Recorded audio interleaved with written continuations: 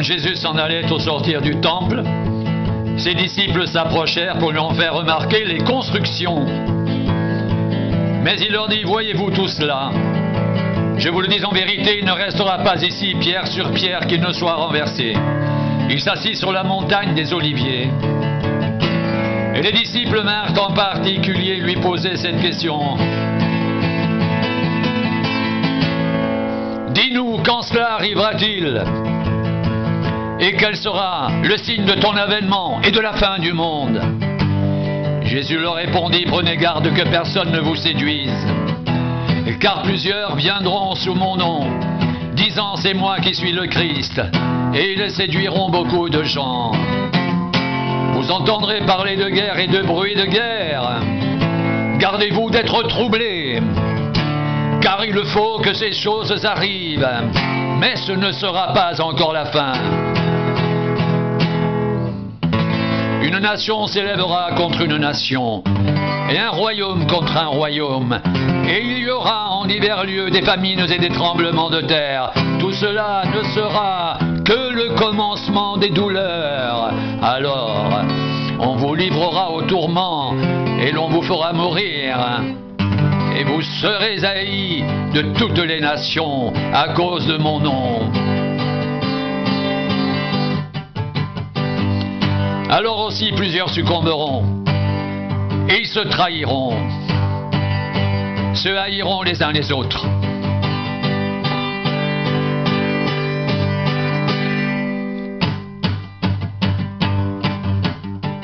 Plusieurs faux prophètes s'élèveront,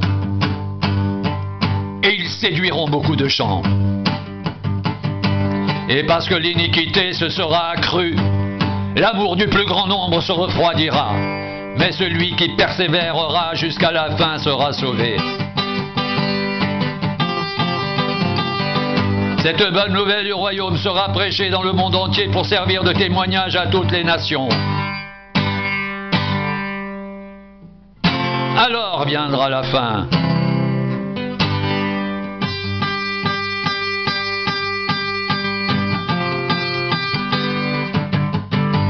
C'est pourquoi lorsque vous verrez l'abomination de la désolation, dont a parlé le prophète Daniel établi en lieu saint, que celui qui lit fasse attention. Alors que ceux qui seront en Judée fuient dans les montagnes, que celui qui sera sur le toit ne descende pas pour prendre ce qui est dans sa maison, et que celui qui sera dans les champs ne retourne pas en arrière pour prendre son manteau. Malheur aux femmes qui seront enceintes, et à celles qui allaiteront en ces jours-là. Priez pour que votre fuite n'arrive pas en hiver ni un jour de sabbat, car alors la détresse sera si grande qu'il n'y en a point eu de pareil depuis le commencement du monde jusqu'à présent, et qu'il n'y en aura jamais. Et si ces jours n'étaient abrégés, personne ne serait sauvé. Mais à cause des élus, ces jours seront abrégés.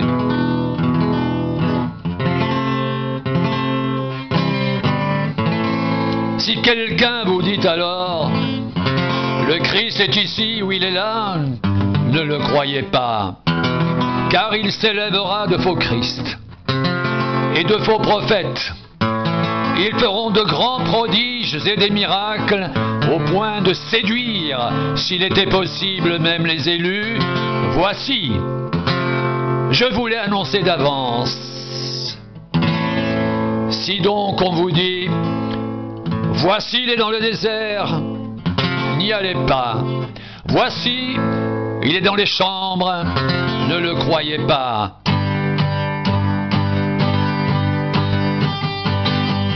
Car, comme l'éclair part de l'Orient et se montre jusqu'en Occident, ainsi sera l'avènement du Fils de l'homme, en quelque lieu que soit le cadavre. Là s'assembleront les vautours.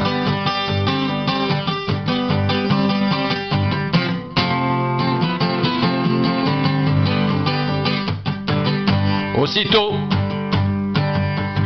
après ces jours de détresse, le soleil s'obscurcira, la lune ne donnera plus sa lumière, les étoiles tomberont du ciel et les puissances des cieux seront ébranlées. Alors, le signe du Fils de l'homme paraîtra dans le ciel. Toutes les tribus de la terre se lamenteront et elles verront le Fils de l'homme venant sur les nuées du ciel avec puissance et une grande gloire. Il enverra ses anges avec la trompette retentissante. Et ils rassembleront ses élus des quatre vents, d'une extrémité des cieux à l'autre. Instruisez-vous par une comparaison tirée du figuier. Dès que ses branches deviennent tendres et que les feuilles poussent, vous savez que l'été est proche. De même, quand vous verrez toutes ces choses, sachez que le Fils de l'homme est proche à la porte. Je vous le dis en vérité, cette génération ne passera pas que tout cela n'arrive. Le ciel et la terre passeront, mais mes paroles ne passeront point. Pour ce qui est du jour et de l'heure, personne ne le sait, ni les anges des cieux, ni le Fils, mais le Père seul. Ce qui arriva du temps de Noé arrivera de même à l'avènement du Fils de l'homme. Car dans les jours qui précédèrent le déluge, les hommes mangeaient et buvaient, se mariaient et mariaient leurs enfants, jusqu'au jour où Noé entra dans l'arche. Et ils ne se doutèrent de rien, jusqu'à ce que le déluge vienne et les emporte tous. Il en sera de même à l'avènement du Fils de l'homme. Alors de deux hommes qui seront dans un champ, l'un sera pris et l'autre laissé. De deux femmes qui moudront à la meule, l'une sera prise et l'autre laissée. Veillez donc, puisque vous ne savez pas quel jour votre Seigneur viendra.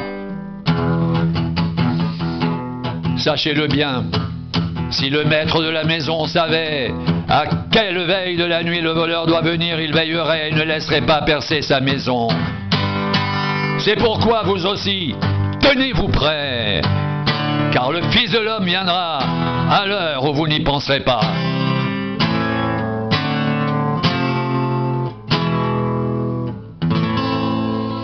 Quel est donc le serviteur fidèle et prudent que son maître a établi sur ses gens pour leur donner la nourriture au temps convenable?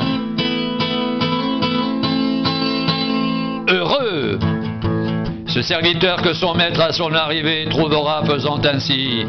Je vous le dis en vérité, il établira sur tous ses biens. Mais si c'est un méchant serviteur qui dit en lui-même « Mon maître tarde à venir », s'il se met à battre ses compagnons, s'il mange et boit avec les ivrognes, le maître de ce serviteur viendra le jour où il ne s'y attend pas et à l'heure qu'il ne connaît pas. Il le mettra en pièces et lui donnera sa part avec les hypocrites.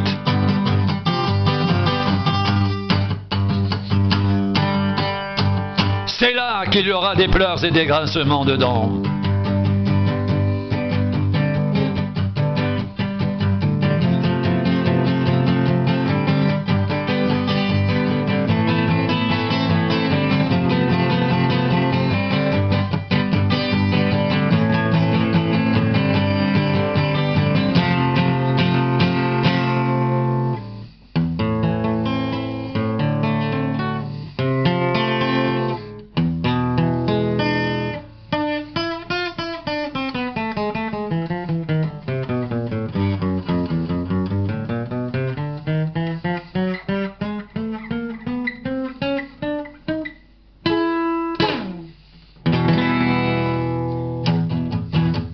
Comme Jésus s'en allait au sortir du temple, ses disciples s'approchèrent pour lui en faire remarquer les constructions. Mais il leur dit, voyez-vous tout cela? Je vous le dis en vérité, il ne restera pas ici pierre sur pierre qui ne soit renversé. Il s'assit sur la montagne des Oliviers, et les disciples vinrent en particulier lui poser cette question. Dis-nous quand cela arrivera-t-il, et quel sera le signe de ton avènement et de la fin du monde?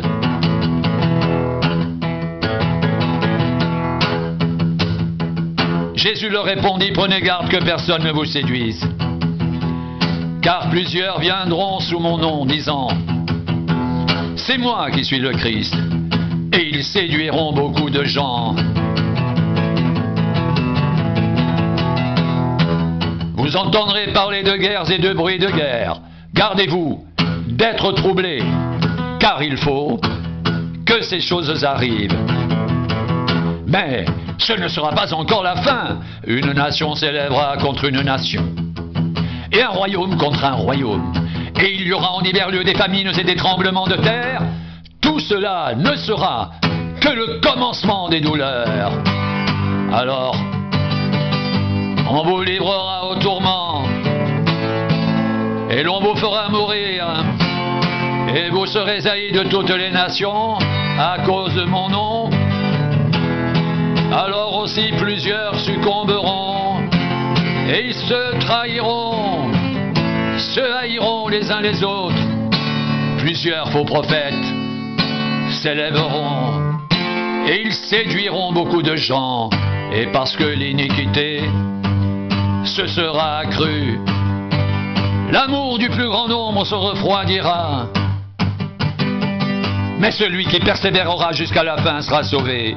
Cette bonne nouvelle du royaume sera prêchée dans le monde entier pour servir de témoignage à toutes les nations.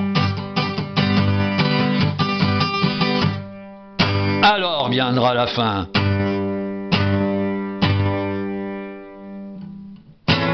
C'est pourquoi lorsque vous verrez l'abomination de la désolation, dont a parlé le prophète Daniel, établi en lieu saint, que celui qui y fasse attention, alors que ceux qui seront en Judée fuient dans les montagnes, que celui qui sera sur le toit ne descende pas pour prendre ce qui est dans sa maison, que celui qui sera dans les champs ne retourne pas en arrière pour prendre son manteau.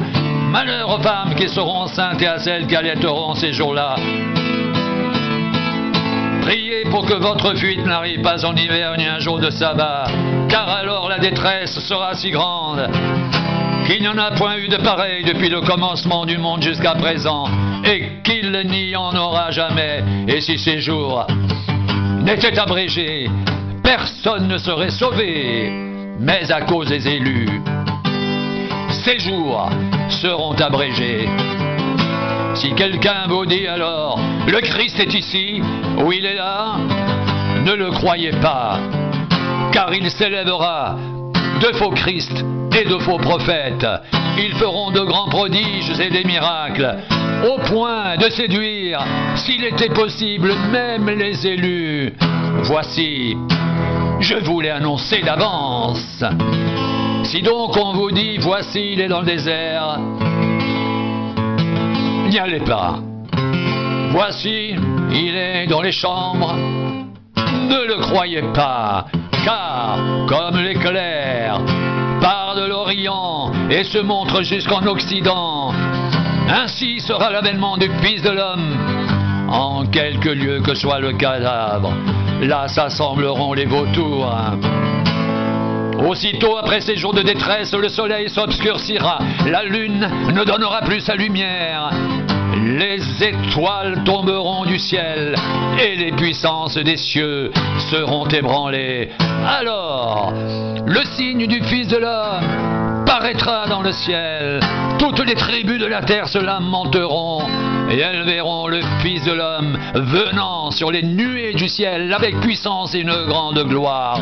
Il enverra ses anges avec la trompette retentissante, et ils rassembleront ses élus des quatre vents, d'une extrémité des cieux à l'autre.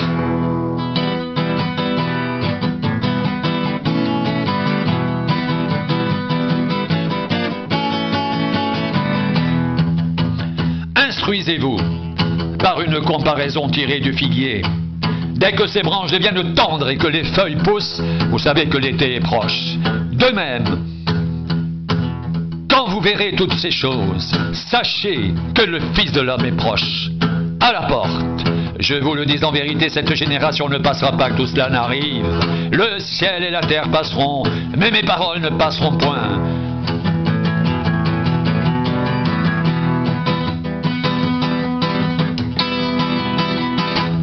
Pour ce qui est du jour et de l'heure,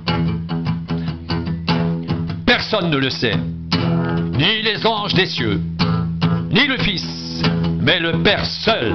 Ce qui arriva du temps de Noé arrivera de même à l'avènement du Fils de l'homme, car dans les jours qui précédèrent le déluge, les hommes mangeaient et buvaient, se mariaient leurs enfants, jusqu'au jour où Noé entra dans l'arche, et ils ne se doutèrent de rien, jusqu'à ce que le déluge vienne et les emporte tous. Il en sera de même à l'avènement du Fils de l'homme. Alors de deux hommes qui seront dans un champ, l'un sera pris, l'autre laissé. De deux femmes qui moudront à la meule, l'une sera prise, l'autre laissée. Veillez donc, puisque vous ne savez pas quel jour votre Seigneur viendra. Sachez-le bien, si le maître de la maison savait à quelle veille de la nuit le voleur doit venir, il veillerait et ne laisserait pas percer sa maison. C'est pourquoi, vous aussi, tenez-vous prêts, car le Fils de l'homme viendra à l'heure où vous n'y penserez pas. Quel est donc le serviteur fidèle et prudent que son maître a établi sur ses gens pour leur donner la nourriture au temps convenable? Heureux ce serviteur que son maître à son arrivée trouvera faisant ainsi. Je vous le dis en vérité, il établira sur tous ses biens.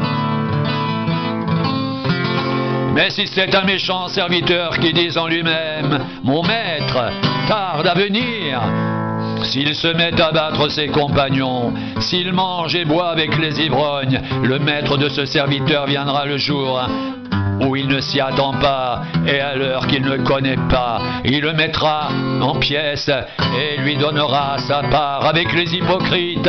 C'est là qu'il y aura des pleurs et des grincements de dents.